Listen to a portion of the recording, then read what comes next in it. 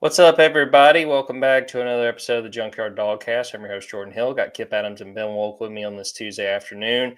Appreciate you guys who are tuning in over on YouTube. Make sure and subscribe to Dogs 24/7. Got a loaded episode ahead. Spring practice. We're going to talk about Georgia's first scrimmage of the spring. They're past the halfway point of spring ball, so we'll talk about what we've learned, what we're still looking for. Going to talk Georgia basketball, some of the departures they've had, some of the targets they have in the transfer portal as they gear up for 25-26. We'll welcome on Olivia Sayer to talk Georgia baseball. It's going to be a loaded episode, so I hope you guys stick around. And on that note, let's get the show started.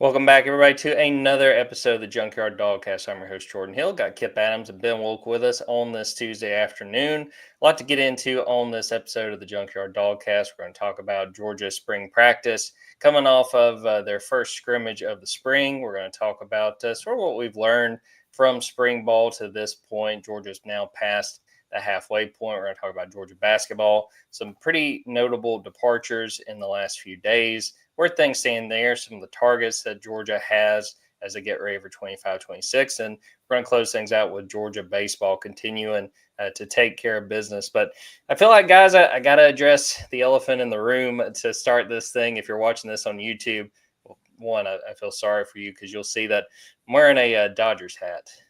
I was explaining pre-show to my co-host here that my wife is a huge LA Dodgers fan. So anytime the Dodgers and the Braves play, we have a little bet where the loser winds up having to rock the other team's hat. So I thought it was kind of fitting this was on April Fool's Day. I feel like I can kind of get away with it. But Kipp, you had some strong opinions on the decision here.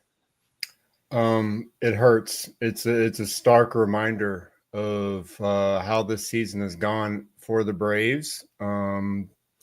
I'm not going to say that it's like this all the time, but it is 100% painful to look at you right now. And just there's no way for me to avoid this complete disaster of a season for the Braves. I mean, I can't remember a season that's, started this poorly since I was a kid or in the early 2000s when we were just trying to build up our minor league system. We're actually not doing this on purpose. So thank you. Hopefully Alex Anthopoulos is watching and seeing, the impact of how he built this roster, because it is hurting me. And I'm going to look away now just to kind of save myself, because I'm hoping that my internet messes up in the next couple of minutes so I can get a reprieve. But you know what? I understand it. Looking forward to, maybe somebody, some Braves hats being worn on Zoom calls out there somewhere in the future. Yeah, fingers crossed. And I can guarantee y'all that will make it on the Junkyard Dawgcast and over in the Junkyard on the message board if the Braves find a way to win. Ben, we were talking about this before we started recording, and we'll get to the main topics in a minute, but is it too early to hit the panic button with these Braves? Oh, there's no need for a panic button. The whole thing's over. We can make it easy on ourselves and just skip the panic part of the season altogether. You might as well just keep that hat on. I mean, I think if I'm Shelby, I'm saying you don't get to take that hat off until the Dodgers lose a game, and you might be wearing that hat for the rest of your life. So, I'm on Team Shelby on this one, even though it makes me sick to have to look at you wearing that on this podcast. I think Kipp and I had the same visceral reaction when we both got on the show behind the scenes. But yeah, you're going to be wearing that thing for a long, long time. So you might as well just get some duct tape or something like that, strap it on real nice because you're wearing that Dodgers hat. Who knows? I mean, if we're talking obviously Braves are on pace for 0-162. Dodgers are on pace for 162-0. I think that it's not crazy to think that you'll never take that hat off. Yeah, I got a bad feeling, and again, it's a situation where maybe I should have thought this thing through a little bit. Having marrying into a Dodgers family, but I guess it can't all be bad, and at least I get to see one team win, and someone in the house No, may don't have. say it like that. Don't We say it have like as many hits as we do with runners in scoring position as we do PED suspensions right now. So it's come on, man. This one hurts. All right, well, let's talk about something more positive other than why you should just listen to this podcast on wherever you get your podcasts instead of watching the YouTube. We'll talk about Georgia's first scrimmage back on Saturday. I was able to get some good intel on that. I want to shout out Ben and Kipp both for helping on that front, reaching out to sources, figuring out what went on as Georgia returned to Sanford Stadium. I want to go over some of that. I would again encourage y'all, go to dawgs247.com if you haven't, and subscribe. I think we had about 700, 800 words based off of that scrimmage, and a lot of good detail in it. Biggest things I would say stood out to me from what we heard: Zachariah Branch.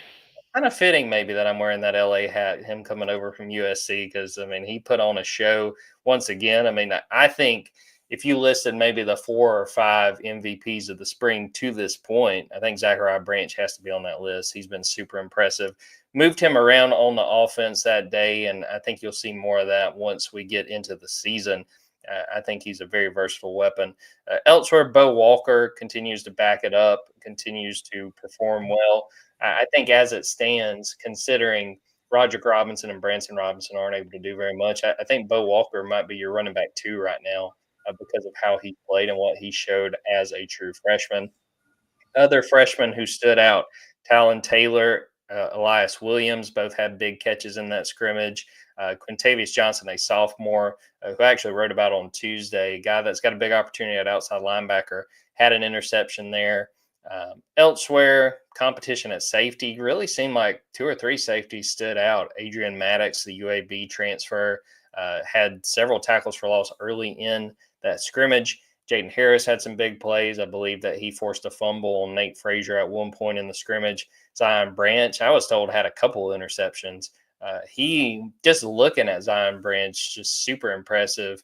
A very physically, he when you see him out there on the field, he stands out. And I think that, to be honest, I kind of shortchanged him when he transferred, and I was like, okay, this guy's kind of more of a depth piece, but I think Zion Branch is fighting to have a role just like his brother on the offense. Elsewhere, seemed like the defensive line kind of got the upper hand on the offensive line, but that's an offensive line that is short 2 starters at this point. It sounds like they rotated guys pretty regularly on Saturday. And only other note that I had, and again, I would encourage y'all to go to the website and read a little bit more in depth. Peyton Woodring hit all but one of his kicks, but that kick was blocked. Seems like that they had a few punts blocked as well, and Kirby was a little bit fired up there. And that's sort of one of those areas of the game you want to fine tune this time of year. You want to make sure that your protection's right. You want to make sure that those kickers and the punter have time to go through the motions to do what they need to do. So Ben, I'll start with you. From what we've heard from the scrimmage, from what you heard talking to folks behind the scenes, did anything stick out to you? Did anything really interest you from the first scrimmage of the spring?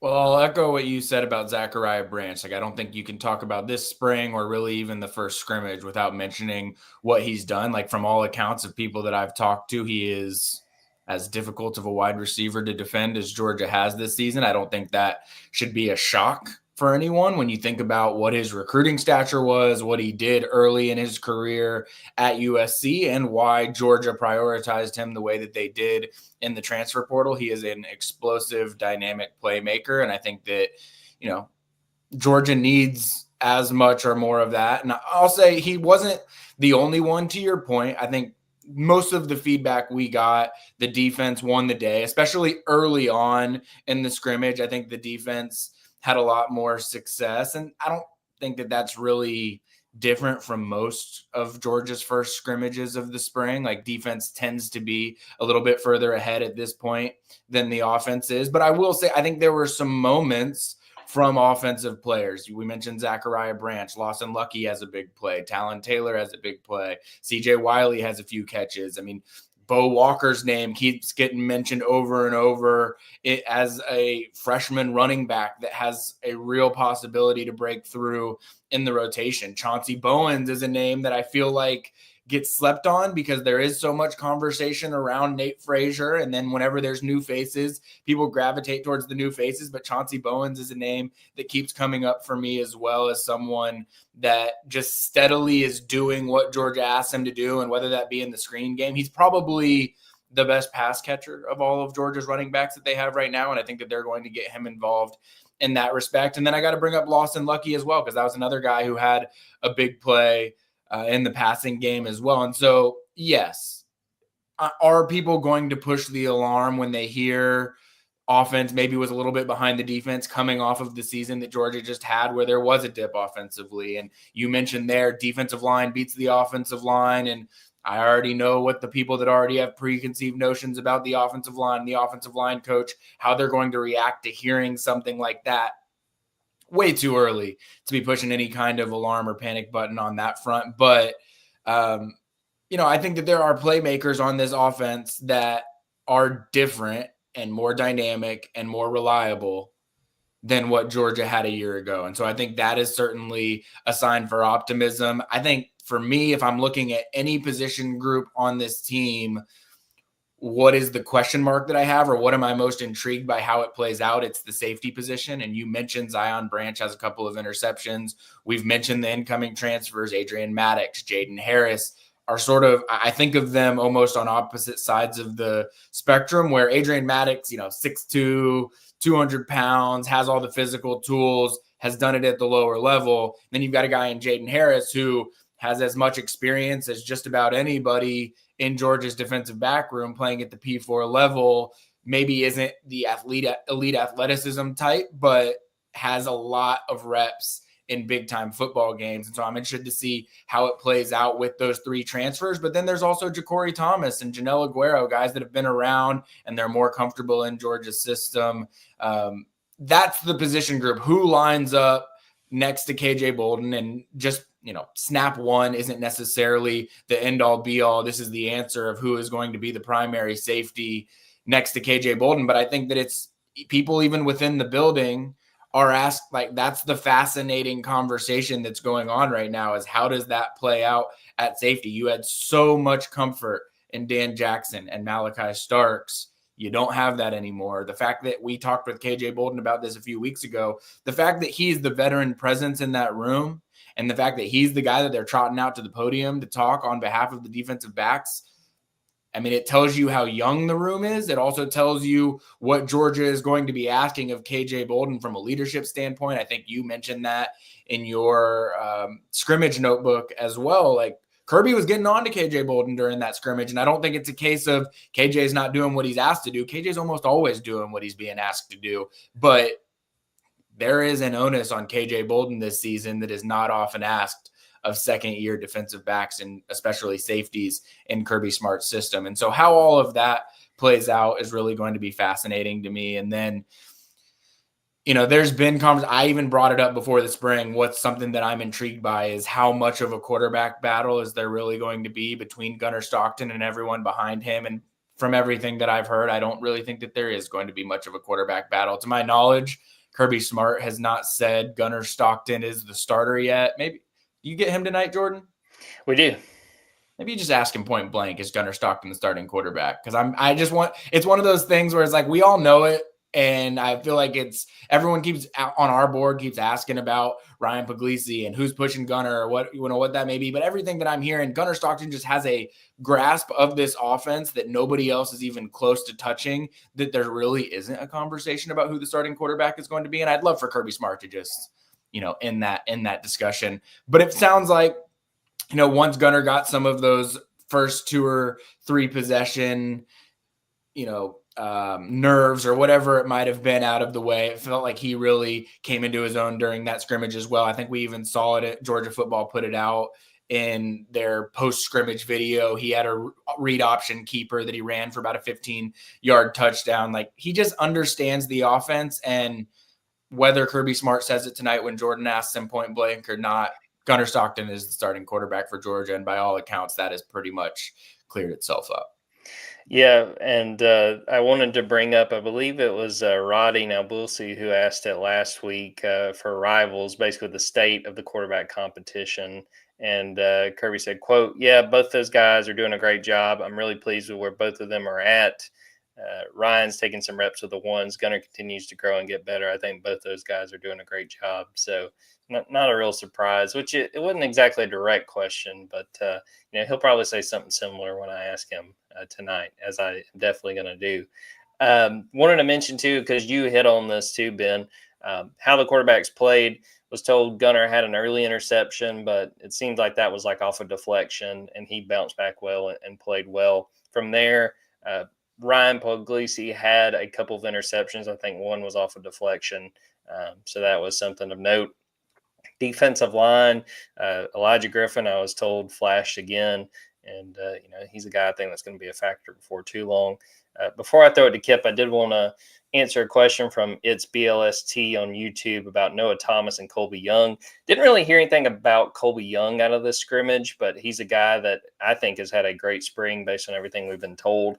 I think he's your starting X receiver, and that's not to write off Noah Thomas. I think when you look at a transfer coming in, a big part of the equation early on is how they learn the offense, how quickly they pick things up. And, I think about a couple of years ago when we talked to Dom Lovett, he talked about how complicated it was and how different it was from what he was a part of at Missouri. And I think it's not necessarily a concern that I haven't heard a ton about Noah Thomas. I think the spring is about kind of getting your feet under you, learning the offense, figuring out how you fit in with a new quarterback and a new system. But again, I've heard great things about Colby Young. I think he is going to be a starter and going to make a lot of plays once we get to the season. Kipp, what were your takeaways from the first scrimmage? Anything that stood out to you? Well, if I'm going to start off with the glass half empty, I'm going to say that what we heard from that scrimmage is not going to do anything to dispel the narratives, the question marks about Georgia this offseason. The fact that the offense seems like, it is a work in progress. The offensive line struggles first and foremost. I think it just really stinks that, Daniel Calhoun got hurt because, he's an important part. He's a guy that we thought was probably going to be a starter on the interior of the offensive line. And so overall, that's where everyone's going to be looking at. And if they come out and look the same way at G-Day, the people in attendance are going to come home with the same feeling. It doesn't look like anything's changing. And I don't know that they're going to be able to do anything to change that this spring. But on the other side, this is a young team. And the guys who are more experienced are going to look better in this first scrimmage. So, and you want those guys to look better. They've been in the system longer and they have more experience, including the transfer safeties. These are guys that have played a lot of football. So I think it's a good thing that they're the ones who look more impressive this spring. I think it's a good thing that when you have guys who have yet to start at safety being pushed by transfers, I still think those guys end up starting, but I think that's going to just, remind them that they can't just rest in their laurels. So they have to get better. Hearing that the tight ends, that Lawson Lucky, that Elias Williams, that some of these guys make big plays, you want that tight end room to continue being a strength of this team. And the fact that Ernest Green, it sounds like he did really good at right tackle. When he was playing his best, Georgia's offensive line looked really good. Last year was a down year for him. If he comes in and plays like he did 2 seasons ago, Georgia's offensive line could really bounce back. That could be a sign that things are going to be better. Having a consistent playmaker has been mentioned in Zachariah Branch. They didn't have that last season. So there are still signs for upside on offense. And then on defense, one of the biggest question marks we've heard positive things from, and that's at the edge rusher position. The fact that it sounds like Quintavious Johnson was, wreaking havoc in that scrimmage. getting in the backfield multiple times. And that is great news, regardless of what Georgia does when that transfer portal opens. The fact that they have a guy that can step into a major role, I think bodes well for Georgia. And then also a guy that needs to step into an even bigger role, Raylan Wilson. He was all over the field, making plays as well. You just lost the Butkus Award winner and another guy in Smilmund who led your team in tackles 2 seasons ago. That's a lot of experience out the door between him and Jalen Walker. And so to hear that Raylan Wilson had an outstanding day, really, I think that bodes well for this defense, because I think they're looking for leaders on both sides of the ball right now, and they're looking for guys that they can depend on to be big playmakers. And, he has kind of been behind some guys when you're talking about the biggest playmakers at that position, but he's played a lot of snaps his first 2 seasons. And now we've seen this time and time again at inside linebacker. You get that chance in year 3 under Glenn Schumann's usually when you have that big breakout season. So I think he's set up really well for that. And so I think that overall, all the questions haven't been answered at the first scrimmage, but they're not supposed to be. So I think you could just continue to take some notes down. Here's some things we saw and move forward. I don't think this is Georgia's 2025 team in a nutshell. The team that we heard took the field is not who's going to be taking the field against Marshall. So, the offense has a long ways to go, but I just think it also just has a lot of upside. Guys like Bo Hewley and Jaw Jackson, they probably did have some reps where they got beat pretty badly at left tackle. They haven't played a lot of snaps of the ones before, so they are learning on the fly. And I think they're going to continue to get better. It's why spring football is so important for such a young team like Georgia. All right. So at this point, as we're recording this Tuesday afternoon, Georgia has 9 practices in the books. They will have their 10th practice later Tuesday with 15 in total. And that 15th practice is G-Day. So we're past the halfway point.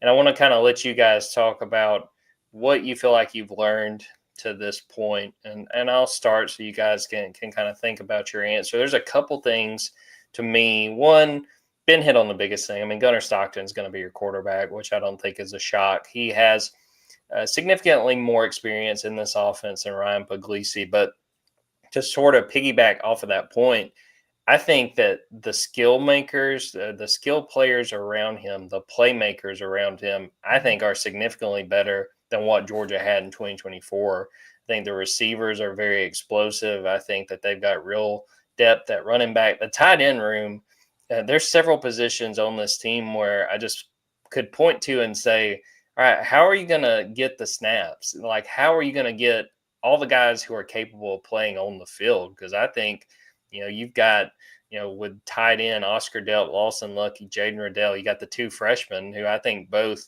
if put in a situation, would be able to go out there and play meaningful snaps. I think that Gunner's got all the pieces around him. It's just going to be a question of when we get to the season, can he live up to the moment? Can he handle it? The only other point that I would really make at this point halfway through, I think if Georgia stood pat when it came to the transfer portal post-spring, they would be perfectly fine. To me, the 2 big positions where I would say that Georgia came in with concerns are running back and outside linebacker. I think a lot of the running back has been minimized because of how well Bo Walker has adjusted to this point. I think that they've got a room full of options behind Nate Frazier, who's very clearly your running back 1.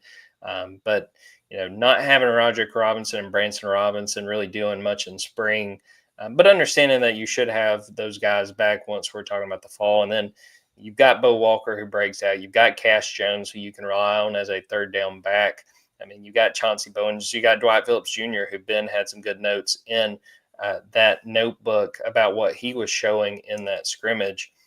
I think Georgia could stand pat at running back and be just fine. Again, if Bo Walker wasn't playing quite as well, I think they might go in the portal and try to get some help. But I think Bo doing as well as he has really minimizes the chances they do that. And then the other position is outside linebacker. And I would say even still, if they go to add somebody, in the portal after spring, I would say it would be at edge, at outside linebacker. But Quintavious Johnson had a great first scrimmage, like Kipp said, getting in the backfield, had an interception at one point.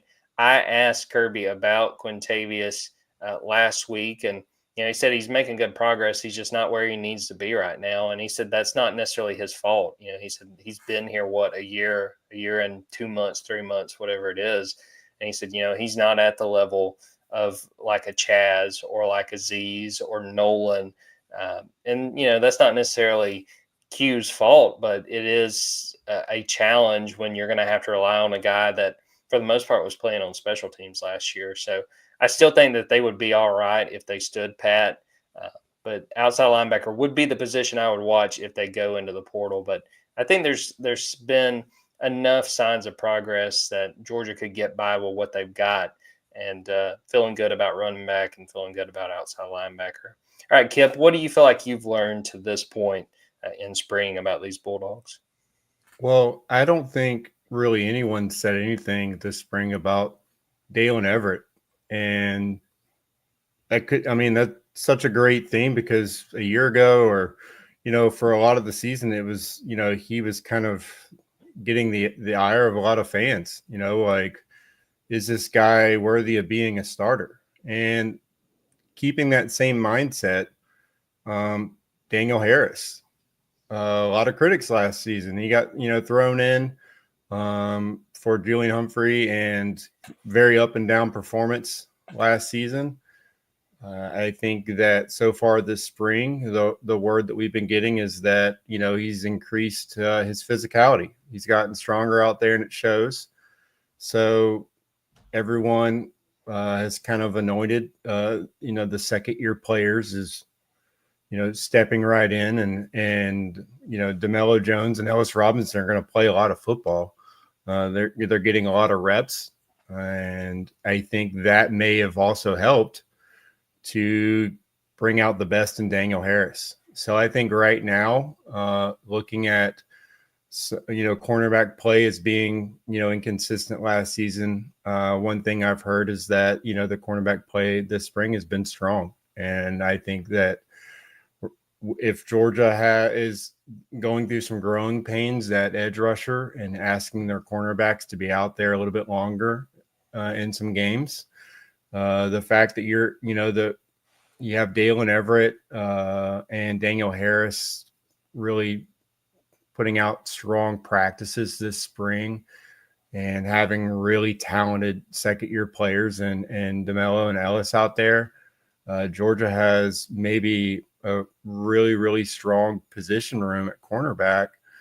And, arguably, that secondary looks as deep as it's ever looked right now.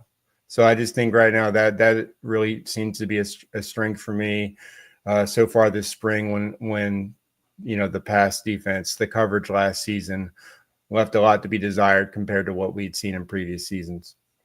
Yeah, the thing I'm interested in, especially at cornerback, when we're previewing G-Day and when we actually get to G-Day, Dalen Everett has been limited a little bit. He was dealing with a sports hernia at the start of spring. I kind of wouldn't mind, just from watching what it looks like on the field, if Dalen Everett doesn't play in G-Day, just to see, Daniel Harris on one side and either Ellis Robinson or DeMello Jones on the other, see how they play with that first team defense, see if they meet the moment and if they look like they can hang. Because I'm with you, Kipp. I think that they are in a really good spot with the depth at cornerback. And, I feel like every time we post something about practice or just even over the course of spring, it's like, what's Ellis Robinson doing? How is Ellis looking? I understand it. I mean, he was the top rated signee in that 2024 class. But I still don't think there's any reason to panic, even if he is not with the first team defense. I think they got real talent in that room. I think they feel good about where that room is with G-Day just a couple of weeks away. Ben, how about you? What would you say has stood out to you to this point in spring? Anything that you found really interesting? Well, it's probably my recruiting roster management brain that prevents me from thinking about anything else other than this. But I want to go back to something not Georgia decides to stand pat at outside linebacker and at running back. And I think that you hit it on the head. Like, those are the two position groups.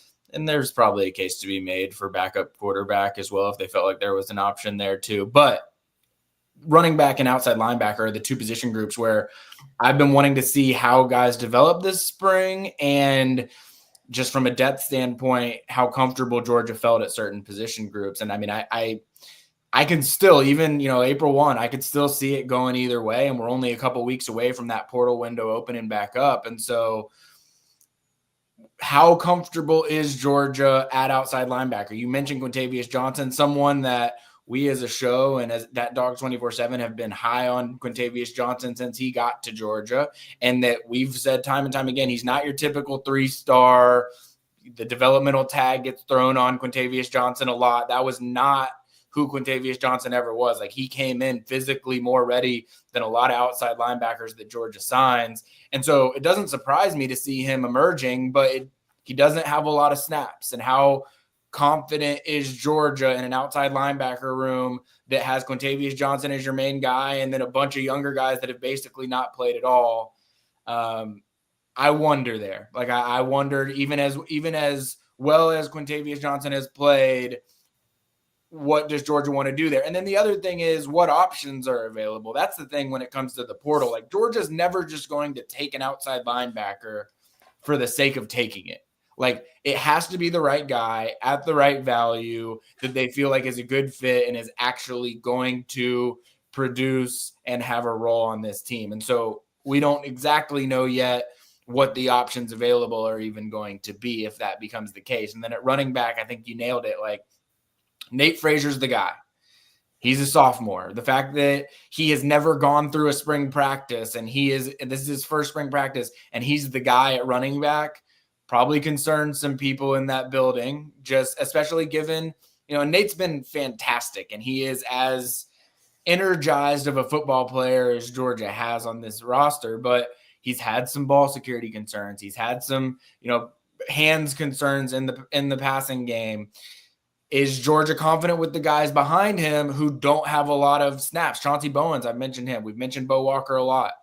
They've hardly played college football at this point. And so are there options that become available at running back in the portal that make sense for Georgia to provide some depth, knowing that Roderick Robinson and Branson Robinson have had continual injury concerns that I think make you feel like you need depth, and a big reason why they took Dylan Bell's brother, Micah Bell, because you just need bodies at that position right now with the injury issues that they've run into. I feel like Georgia will do something in the portal, in the spring portal, and those are the two position groups that I look at. But again, I don't want to sit here on April 1st and say they are going to make a move at those positions, because if the guys that make the most sense for them don't enter the portal, they're not going to add just to add. But as these last 2 weeks play out, how certain guys develop, we've talked about freshman walls in the past. Like freshmen, we talk about it more in fall camp probably than we do in the spring. But I think now with the way the calendar works and almost everybody's early enrolling, like you see who hits the freshman wall, or even I've heard some things with like Noah Thomas, like the Georgia wall hits people. And you mentioned Dominic Lovett. Like, it's not easy being a football player at Georgia. And so I think that sometimes you got to get over that hump to get there. And these next 2 weeks will tell Georgia a lot about what they have at those two position groups. And they probably don't even have the firm answer yet. Like, yes, we are going to move forward in the portal at these positions. But that's what I'll be watching these next 2 weeks. Yeah, I think it's totally notable. And the thing to remember too, when we look at these positions, you also have to consider, what the position looks like when spring's done, whether that's injuries, whether that's potential portal players out, because that's something you have to watch when it comes to the end of spring and sort of what the roster looks like. I'll also add, because we got a question in the comment section about Isaiah, and I don't know if you're referring to Isaiah Gibson or not, and I don't know, Jordan, exactly what all you've reported versus not reported, so feel free to step in here if I'm, out of turn. But he did get banged up at a practice last week. He was not participating in the scrimmage. from what I have been told, I'm expecting him to be back in the next couple of weeks or so. But I think that adds to the conversation because physically he is one of the freshmen that probably is more ready than others. And that is at a position group where you probably were going to be asking Isaiah Gibson to be playing more as a freshman than a lot of freshmen are asked. And because he's now missing a significant chunk of the spring, does that change the conversation in terms of outside linebacker and who you feel like is going to be ready as we get into the summer? I personally think that it probably changes the conversation a little bit, just because I think he was someone that was getting a lot of 2 snaps behind Quintavious Johnson. And I think that matters in this discussion too.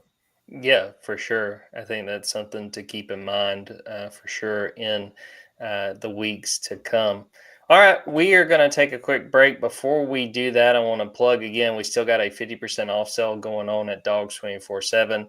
Be sure to sign up, take advantage of that. Got the end of spring, got this transfer portal coming up for football, and we're in the middle of it for men's basketball. A lot going on there. We got Georgia baseball coverage. Olivia Sayer is going to be on the show a little bit later. She's done a fantastic job. So come on board now, sign up, and stay with us for the rest of spring. We got a couple of weeks left, and there's going to be some good stuff ahead. We're going to take a quick break, come back, and talk about Georgia basketball and talk about Georgia baseball.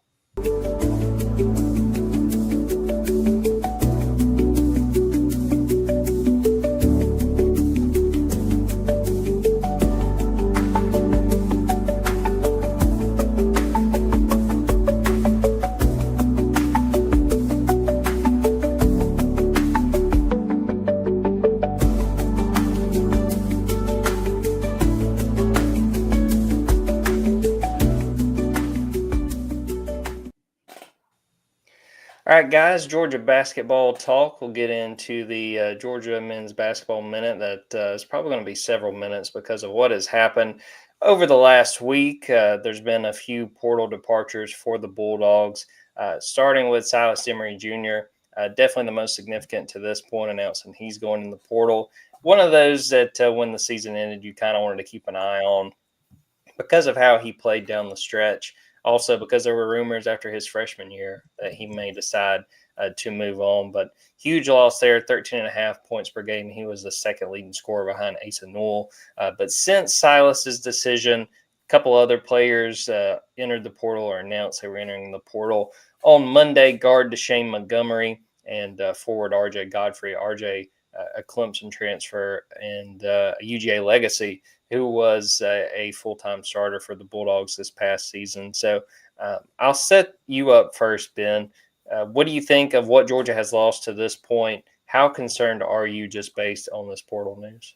Well, I'll say this, Jordan. This is a little hat tip to you. I had a buddy of mine, big Georgia fan, subscriber of ours, Dawgs 24/7, gave me a call over the weekend, and he'd read your column about the state of Georgia basketball and like what we're sort of at a turning point right now. And he thought that you were on the money. I read it. I think that you are dead on the money as well. I thought it was very my vocabulary is lapsing here for a moment, but it nailed where Georgia basketball is. And you know me, I've been on plenty of rants during the course of this season that people were being overreactionary as it related to year 3 of Mike White. But as we go into year 4, you mentioned it, losing Eric Pastrana to Miami, that matters. That maybe more than any roster change that's going to happen this offseason. Mike White hasn't lived in a world where Eric Pastrana wasn't by his side very often. And so how does that impact how Mike White runs his program and how he's able to accumulate talent? We don't really have a good answer for that.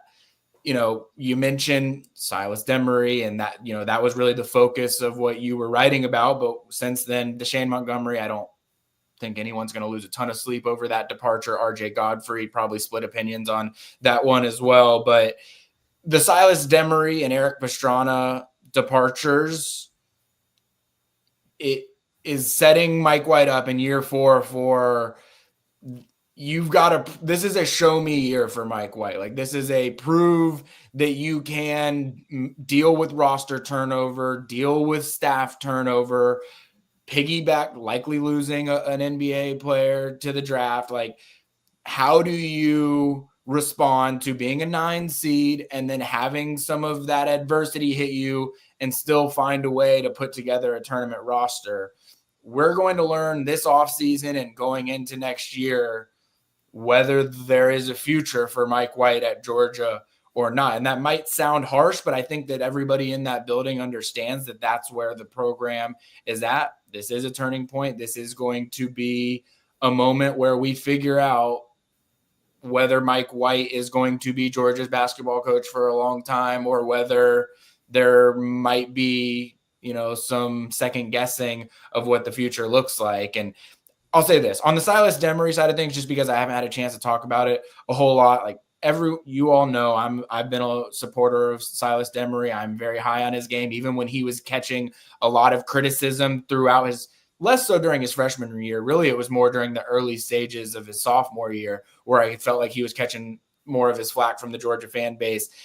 He really came into his own. There is no denying that Silas Demery is a sound basketball player that did a lot of great things at Georgia. When you start, and this is a football and basketball conversation, when you start talking about roster building, it's not as simple as, do you like this player? Do you think this is a good player that you want on your roster? It is, what is the value of that player and what sacrifices will you have to make elsewhere on your roster because of the cost of that player? And so, Silas Demery had a season where he can have an asking price that certain programs around the country are probably going to be willing to pay. If you're Georgia and you hear that number, and we're getting, just cutting through the BS of it all, like we're talking 7 figures when we're talking about what a guy like that is demanding. Is that worth it for Georgia, given what he is bringing at the point guard position and what that means you are going to have to sacrifice elsewhere? If you're losing Asa Newell, you need a big that can shoot, that can defend multiple different positions. Georgia has lacked elite 3-point shooting really since Mike White got here. You got to go try and find that in the transfer portal. You want to have a point guard in Silas Demery that you trust, but are there other more affordable point guard options out there that analytically are going to provide you similar benefits to what Silas Demery does? And I think that was a difficult decision that Georgia had to go through in making, but I think that ultimately the answer that they came to was the money saved from not retaining Silas Demery being used for 1 or 2 or 3 guys at other positions was more valuable than what they felt Silas Demery would bring in year 3. Now, will that end up being the right answer? I don't think anybody, even Mike White or whoever's in charge of any NIL conversations or discussions at Georgia, I don't think they can even fairly look at you right now and say, this is 100% the right decision. It's just, these are the difficult decisions. I'll give a nod to our old friend Rusty Manziel. He used to mention this all the time. Big boy decisions. Like he says it all the time around football side of things. And you see it with football. Like we're seeing it right now with, Jared Curtis and Jackson Cantwell and Savion Hyder and Mark Bowman and Tyler Atkinson. You can't pay all these guys. Financially impossible to pay all of these big money recruitments. Well, you're feeling it in basketball just with a smaller budget. And so it's hard decisions. It's big boy decisions. It's not easy to do, but that's why you pay Mike White, millions of dollars to help make these decisions, because you got to determine what's best for the Georgia basketball program. And to what you wrote in your column, Jordan, like this is the year. We're going to find out over the next really month and a half, like when it comes to putting the roster together, but then over the next, 10 months, is this the Georgia basketball program that we're going to be looking at for a long time? Or are we going to be having a difficult conversation here in 10 to 12 months? And, I really don't, even as someone that has been the rose-colored glasses, glass half full type when it comes to Georgia basketball, I don't have a solid answer for you in terms of what that's going to look like 10 months from now. Yeah, to me, as I wrote about it, it's sort of the rubber meets the road. This is where Mike White has to prove himself, and it's not going to be easy. And, if it fails, you're in the toughest conference in the country. But, Ben, you talking about the Silas Demery Jr. part of this. I mean, there's no denying this is the biggest loss they've had in the portal by far.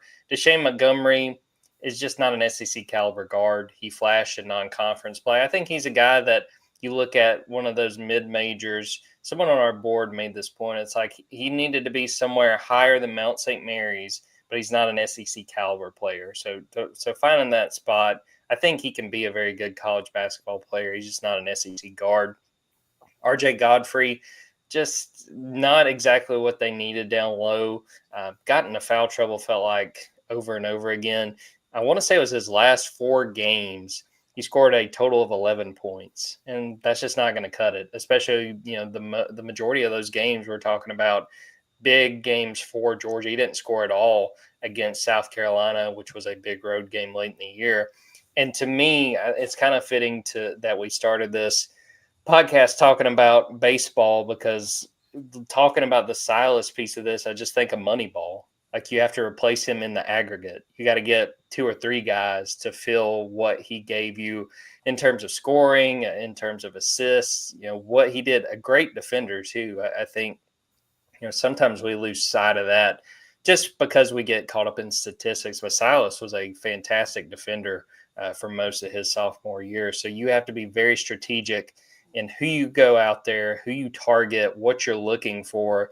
And you're not going to replace Silas Demery Jr. 1-for-1. I feel pretty confident in saying that. Now, they may try. There might be some big-name guys that they try to go out there and see if they can make the money make sense. But if I were to make a projection, that's not going to happen. But you got to find guys that fit what you're looking for, fit your style, find those attributes that you think will, help with this roster. And if you have to pick up a few guys to do it and to fill those gaps, you have to go for it. And I think a piece that's really interesting to me, and I think it's going to become very relevant when we talk about the portal, with the House settlement, basketball is looking at adding 2 more scholarships. So does that sort of help Georgia with, does that play into how Georgia tries to fill out its roster? Do they try to get a few more guys that, again, as we're saying, you're not probably going to replace Silas 1-for-1, but find a couple guys that you think kind of fill that skill set, and you might be in an okay position. Again, nobody's really envious of what Mike White is facing, but, I always go back to the Mad Men quote, that's what the money's for. That's what you get paid to do this job. It was never going to be easy. You were signing up to coach Georgia basketball, and, there's just never been consistency with this program. Not going to be easy, but it makes for some very interesting weeks ahead. And again, it makes it fun to follow on a message board because, everybody on there, they've got the solutions if folks will just listen to them. I don't know that they got the solutions. I know they got the problems. I don't know if I've ever read a solution on there.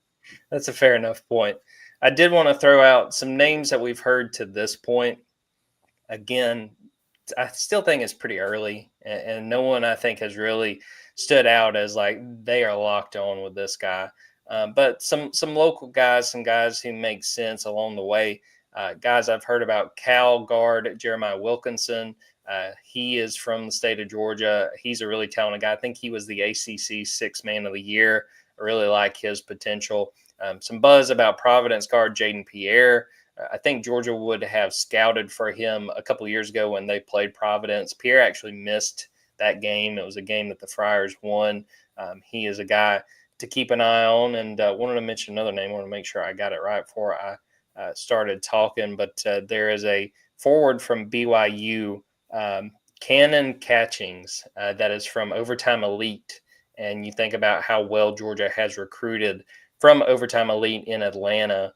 That's a guy North Carolina wants really badly, so are you really going to beat North Carolina in that recruitment? It's going to be tough. But he is a forward. He's coming off his freshman year. I think he averaged just over 7 points per game. He would fill a big need, but you'd have to beat a team with some pretty deep pockets to go get him.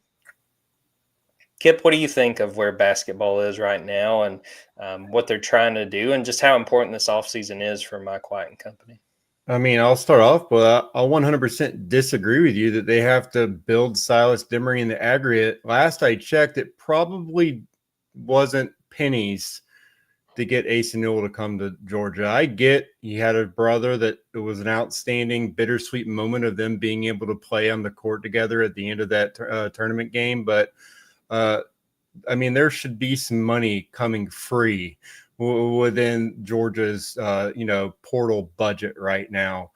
And I'm honestly shocked that Silas went to the portal. I get it. And you can go and join a blue blood potentially. I know that he's got a lot of interest from different programs that have had a lot of success, but I mean, you were the leader of a program that made the tournament and, had a chance. You would have been the face of this program and the star at Georgia with Ace Newell going into the first round of the NBA draft. So I'd love to know what went on behind closed doors between him and Mike White to where he thought, it'll be better for me, to go somewhere else. And that isn't to say, I mean, technically, theoretically could come back because portal players, do come back. But the fact that it looks like he's looking at other programs, I mean, was there friction between him and the head coach? There's all these different things to where it was at 100%. I just think that, another program will be better for my brand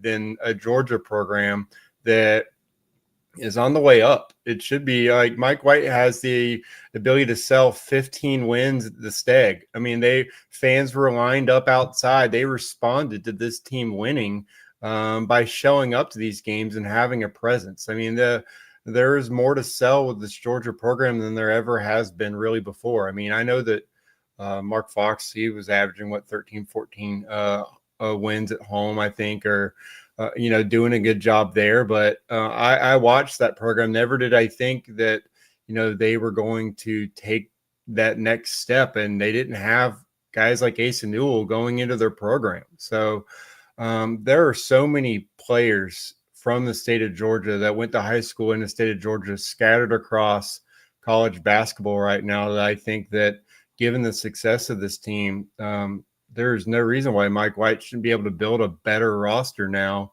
overall than what he had this season. He just had two major guys that took a lot of your resources to have in a program leave. You now have those resources coming back to you to be able to sell the success that you just had. So I think obviously it's a huge off season for him. He's got these next couple of weeks to attack the portal, but I think that there is no reason why he shouldn't be able to build upon what he just did, looking around the landscape and knowing that college coaches are just, reloading their roster every year, that it isn't a rebuilding. There's no rebuilding anymore. It's not 2 to 3 years. You should be able to improve this roster, and that should be the floor for Mike White. And there's no reason why he shouldn't be able to do it. So it might be a tall task, but as you said, Jordan, it is why Mike White's getting paid the big bucks, and he should be able to bring true point guard play to this team and improve the 3-point shooting overall in this team. Because, I mean, that's really what got them blown out before, the first commercial break in the NCAA tournament. One thing I wanted to point out off of something Kipp said about the resources coming open, I do think that Georgia's being really mindful of trying to keep some of the current pieces. I think two good examples, Blue Kane and Sompto Surreal. As we record this on Tuesday, no real news with either of those guys, but the last thing I heard on Sompto was very positive about him staying at Georgia. And I'll be honest, if Silas comes back, I don't know if that happens with Sompto. I think it truly is a situation where you consider your resources and how you want to allot things. By Silas leaving, I think that opened the door for Sompto to come back. And again, I'm not saying it's a done deal, but the last thing I heard was very positive about Sompto. And I think that's big because I think, you wanted Silas back. The two guys I said you really needed to have back were Silas and Sompto. And if you have to settle for Blue and Sompto, I think that's perfectly fine. You just got to add talent around them. But it's going to make for an interesting few weeks. And again, as Ben pointed out, this is all as Mike White has to find a new lead assistant or at least another assistant coach. So he's got quite a juggling act, but that's going to be something we follow closely, and it's something we're going to keep you guys informed on the podcast and also over at Dawgs 24/7. All right, guys, we're going to talk Georgia baseball before we get out of here. Georgia baseball now 28-2. I really hope for the Georgia sports curse that's going on, they don't need to lose this midweek. We do not need a situation where a Georgia team has a 28-3 record. But they had another fantastic series. I'm glad you enjoyed that one. I just don't know what's wrong with you today, Jordan. Like, you need to go take a nap or something. That was so out of pocket. Like, I just cannot believe that. All right, keep going. They are now 28-2. They swept Auburn, very successful series over the weekend. Had Olivia record another video. Olivia Sayer doing a fantastic job as our Georgia baseball beat reporter. Here is Olivia on that series and where things stand with Georgia. I would do some late night thoughts on Georgia baseball's series sweep of number 11 Auburn, and it was actually the first time that Georgia swept back-to-back ranked SEC opponents since 2008. So definitely a lot of positives to come from the series. Couple areas of concern, but let's dive into it. So I definitely think Georgia came back down to earth just a little bit, but I thought it was overall a really complimentary performance, especially you look Game 1, the pitching carried, Game 2, the offense carried. Game 3, it was kind of a mixture of both. Pitching had its bad moments, but so did the offense, I think. Florida's Carson Myers, which Wes Johnson said after the game that he didn't know Sandy Koufax was still pitching. But Carson Myers retired at one time 7 straight Bulldogs via the strikeout, so both the offense and the pitching had their rough moments, but in the end, they all delivered when they needed to. But my biggest takeaway from the series, and it's kind of something that we've known a lot this season, but just exemplified even further here, is that this team is confident, and this team really believes it can win every single game that it plays in, no matter what the scoreboard says, no matter how things are trending. It really believes it can come back and win, and that's something that we saw in this series with Auburn. You look, obviously, the series finale, what Georgia did in that bottom of the 10th inning. Nobody thought they were going to win that game. Heck, I started changing my headline from Georgia sweeps Auburn to Georgia splits doubleheader. So the fact that they were able to stay within their approach at the plate, not try to do too much, and then something that Daniel Jackson mentioned post-game was trusting the guy behind him. I think that is so big because if you trust the guy behind you to get it done, then you're not going to put pressure on yourself to do too much, and that's when you really see the results start to happen at the plate, like we're seeing with this Georgia team. But I do think this team's confidence is going to carry it a very long way, and the last part of that is if it can get that pitching staff to just throw with a little bit more conviction, pound the strike zone, then the sky's the limit. Yeah, as I mentioned before, Georgia 28-2. They play Tuesday afternoon hosting Queens University of Charlotte. I do like their chances to get to 29-2. All right, guys, before we get out of here, the Final Four is now set. You got Auburn, Florida, Houston, and Duke. You've got 1 seeds. We can talk about how our brackets are looking. But I'll start with you, Ben. I feel like one way or the other, you're going to have some thoughts on all the 1 seeds. So give me what you make of that. If you had a perfect bracket, are you a coward by going with the chalk, or are you a genius? Of course, all the 1 seeds got there. What's your take on the 1 seeds that we're seeing in the Final Four? Well, I didn't have the courage to go all 1s. I wish I had, obviously, but I will say everyone does that when you fill out your bracket and you put all 1s. Everyone says, oh, you're a coward. You picked all 1s, when it never happens. Like, picking all 1s is actually the courageous move because this is the second time ever it's happened. And if you got it right, like, you were as courageous as anyone has ever been filling out a bracket as far as I'm concerned. Now, if there were ever a year for it to happen, this is the year. I mean, I heard the statistic that dating back to 1996 when Ken Palm had data going back to 1996 when Ken Palm started. These 4 1 seeds are 4 of the top 10 Ken Palm teams ever, which means all 4 of these teams were historically good basketball teams. So if there was a year that you were to pick all 4 1s, like this was probably the year, I think you could point to any of these 4 teams and make very valid reasons why they should or could win the national championship. Like Florida, I think goes without saying. They have probably had the most tenuous road to this point. It goes without saying they probably should have lost in their last game, but I almost think that helps Florida going into San Antonio because they've faced a little bit more adversity in March and they haven't been playing their best basketball, but they've still found ways to win. So, what happens if Walter Clayton shoots 50% from three this weekend? Well, Florida's probably going to win the national championship. You look at Auburn, who everybody was doubting going towards the end of the season. They lose, 3 of their last 5 or 3 of the last 4, whatever it was. And, they weren't playing their best, but they were only losing to teams that were making the Elite Eight. So, I think you can live with that. And I think, Janai Broome, if he does what he did, if he's back healthy and he does what he did last weekend, I don't think you're crazy for thinking that Auburn's going to win the national championship. Duke, can they be beat right now? I don't know. I think that's the big question going into this weekend is there a chance that Duke is that much better than everyone else and Cooper Flagg is so much the best player compared to everyone else?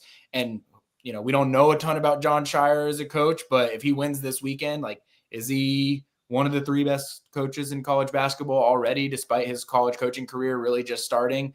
I think that's a fair conversation to have. And then the one seed that nobody seems to talk about, Houston, 3 of their 4 losses came in overtime this year. 3 of their 4 losses came to teams that made the Elite Eight. They have won 17 straight games. The big knock on Houston is they can't score, and that if you get them into a grinded out game and you hit some shots, you're going to beat them. Well, now they've got a guy in LJ Cryer that's as good of a scorer as anybody left in the tournament. So is this Houston team built in a way where they have everything that Kelvin Sampson teams always have, and if they can get into a shootout with you, if it gets into the 70s or 80s, they can hang? I mean, what they did early to Tennessee, I'd be terrified to be playing Houston right now, because if you're not hitting your shots and they are, it can get ugly really, really quickly. So I think it's going to be fun. There's been some complaints about whether this tournament has, not had some of the moments that some other tournaments have. Clearly the upsets haven't been there throughout the course of the tournament, but I think that it's setting up for 4 historically good basketball teams facing off against each other. And whether we get 3 good games in San Antonio, I don't know, but it's setting up for what could be a, once in a lifetime kind of Final Four. And I really think it's the rare Final Four where all 4 teams can win the national championship. Totally agree. And that's something that we've made the point in the last week of, it is disappointing we didn't see more Cinderellas, but the bright side is you get, better matchups. You don't have a game where you're like, okay, the chances of this 14 seed moving on are very low. But with how this shook out, I was 2 of 4 with my Final Four. I had Auburn and had Duke. I was so close with Texas Tech. I thought they were going to get it done against Florida, just missed out there. And then had Gonzaga, if Gonzaga wouldn't have put themselves in such a big hole against Houston, I think they had a shot, because they made a late rally in that second round and just couldn't get it done. So I think this is going to be a great Final Four. Saturday, Florida and Auburn at 6, Houston and Duke at 8:50. I really like both of the fact that those are the 2 matchups. You've got the 2 SEC teams, Florida and Auburn. Florida won at Auburn. You got Houston and Duke. I think it's just going to be a fantastic matchup. I'll start with you, Kipp. Give me your picks of Florida, Auburn, and Houston and Duke, and who's playing in the national title and who wins it. Well, I'll start off by reminding everyone I said before the tournament started, I thought this was the most chalk bracket we've had in a while. I'll also follow up and say that I was a complete coward in my bracket. I had Clemson actually making it to the Final Four, so my bracket was toast. First day. But I do have the other 3 in the Final Four, so I guess I had a little bit of spine in the end. Outsmarting myself, and I also just want to point out that it's just so fascinating that we're just talked about Georgia basketball, and here we have, a coach that had a scandal because of a cookout and another coach that had a scandal because of phone calls. And, these are, if you look at Bruce Pearl, you look at Kelvin Sampson, now that they survived to the next era, and you can go further. You had Rick Pitino in there, Will Wade. There are a lot of coaches that just had some off the court, there's some scandals.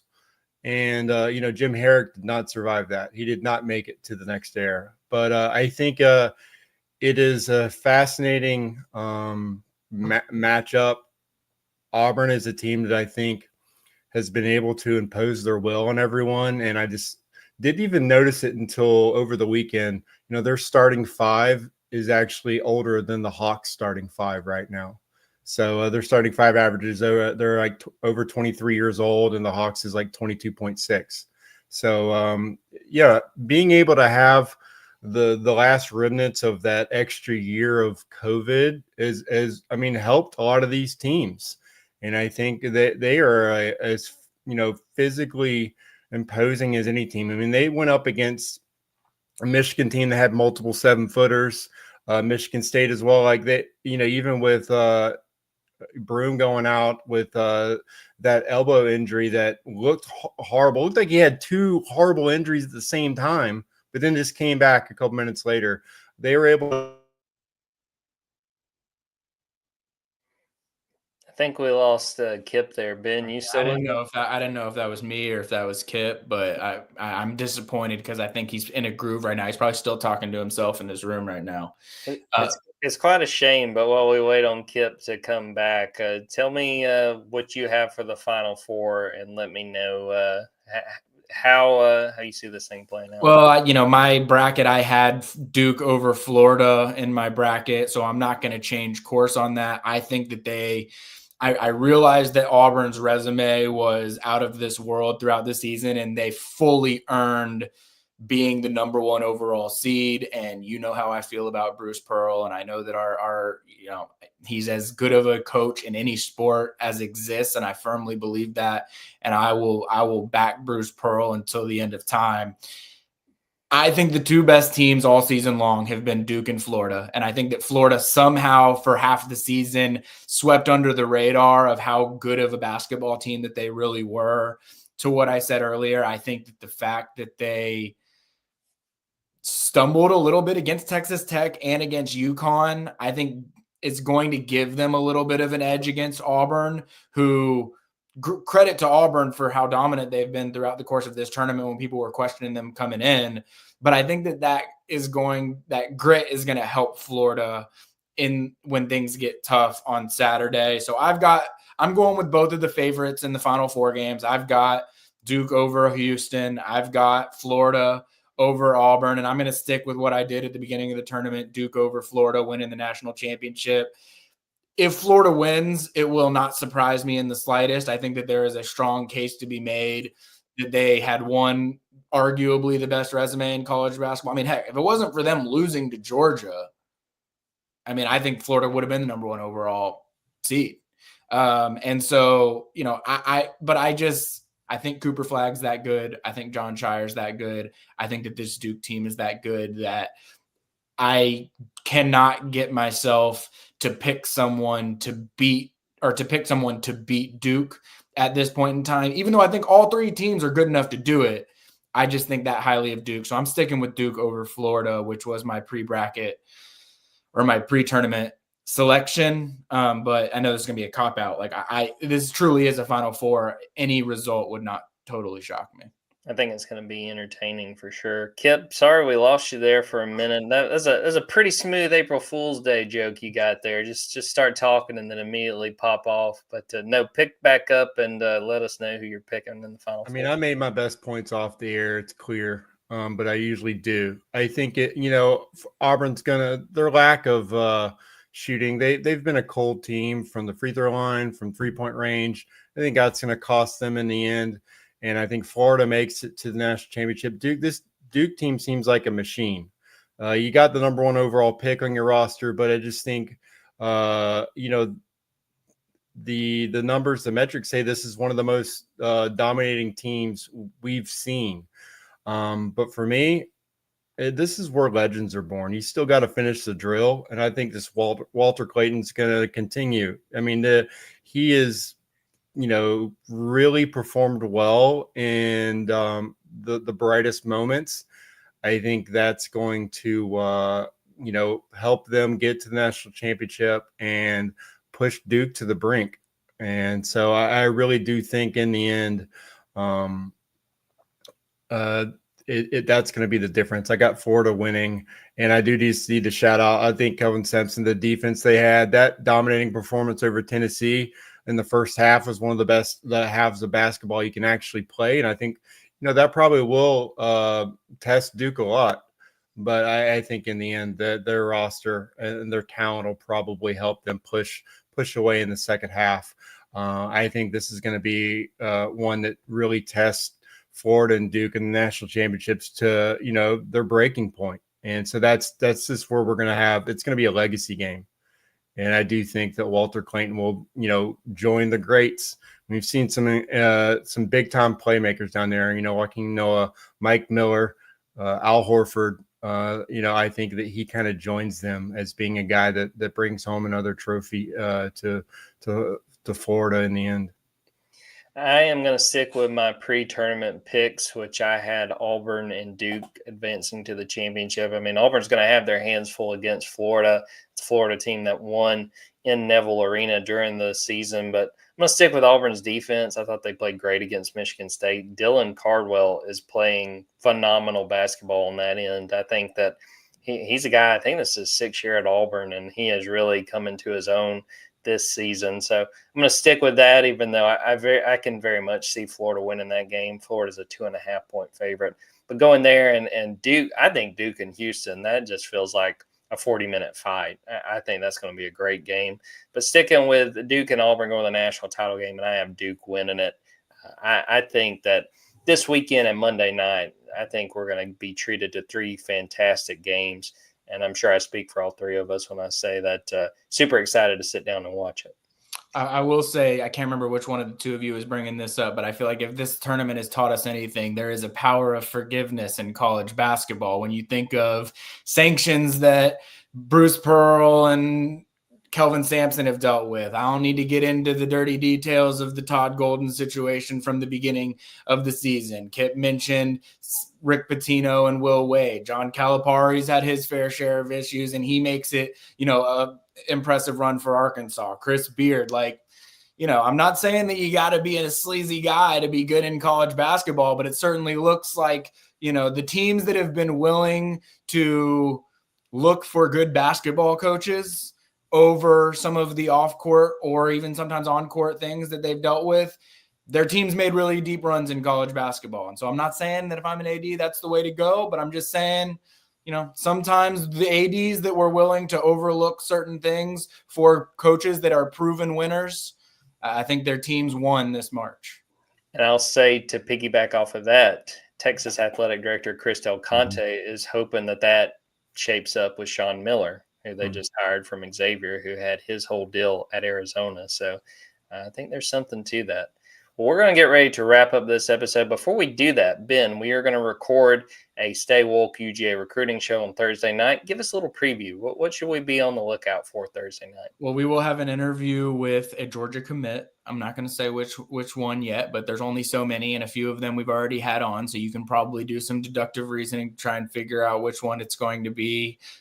For this week, we'll obviously talk some quarterback things. We'll probably every recruiting episode we do, I'm sure we'll talk Jared Curtis until May 5th. So we'll talk some Jared Curtis. We'll talk other things quarterback related, with visits and things like that have been happening over the last few weeks. We'll probably get into some of the big time targets that have been on campus. And I'm not going to have my mock class 2.0 until after G-Day, just because I feel like that's the right time frame, post visits and getting guys on campus for the, next 2.0, but we might preview some things, and I might have a curveball or two for you for predict to commit as well. I've been throwing around some ideas maybe to make my roster feel a bit better about some of the picks that I've maybe made up to this point. And since I make the rules, I might throw you a curveball or two.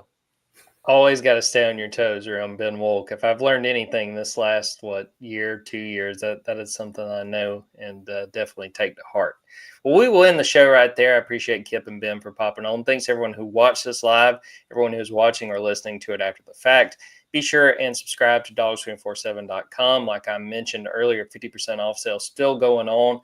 Great time to join the Junkyard and follow along on the message board with what will be a very busy month and change for Georgia football, Georgia basketball, Georgia baseball, as well as they continue going through conference play. Subscribe to Dawgs 24/7 on YouTube. Subscribe to the Junkyard Dawgcast wherever you get your podcast. Please rate, review, subscribe. That helps us out a ton. Go to our TikTok, added some content over the last few days. As Georgia football goes through the rest of spring, there will be more where that came from in the coming days. So we will end the episode right there. For Kipp Adams and Ben Wolk, I'm Jordan Hill. Until next time, take care, everybody.